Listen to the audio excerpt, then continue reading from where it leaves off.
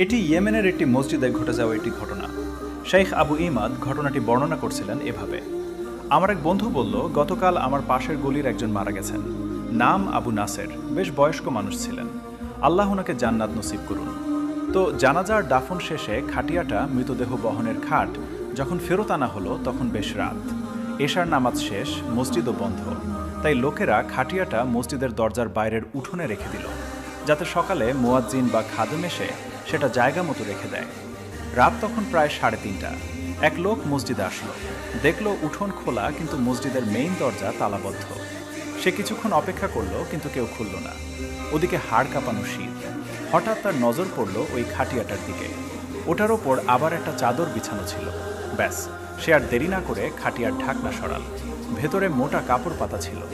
আরামসে ওটার ভেতরে ঢুকে শুয়ে পড়ল, আর সাথে সাথেই গভীর ঘুম। 8 ঘন্টা পর মসজিদের খাদেম এলেন দরজা খুলতে। তিনি খাটিয়াটা দেখে ভাবলেন হয়তো ফজরের পর জানাজা হবে, তাই লাশসহ কেউ রেখে গেছে। মুসল্লিরা আসতে শুরু করলো, কেউ অজু করতে গেল, কেউ সালাম বিনিময় করল। খাদেম আর কয়েকজন মিলে খাটিয়াটা ধরাধরি করে একেবারে মেহরাবের পাশে নিয়ে রেখে দিল।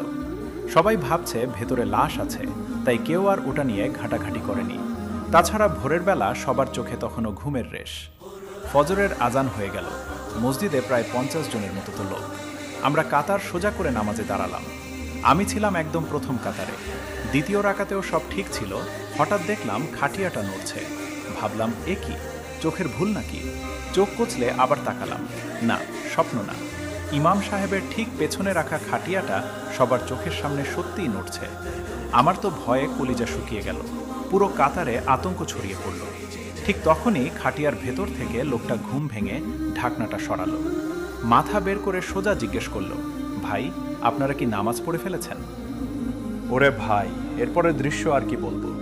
আল্লাহর কসম, সেই দৃশ্য দেখার মতো ছিল। আমি জুতো ফুতোর কথা ভুলে জান নিয়ে দিলাম দৌড়। এক দৌড়ে মনে হয় 1 কিলোমিটার পার হয়ে গেছি, তাও খালি পায়ে। ওদিকে ইমাম সাহেব তো বেহুঁশ হয়ে ফ্লোরে পড়ে গেলেন। ভয়ে কেউ কেউ দেয়ালে গিয়ে মাথা ঠুকল, কেউ কেউ আমার মতো খালি পায়েই ভোঁ দৌড়। একজন তো ভয়ে অজুখানার হাউজেই পড়ে গেল।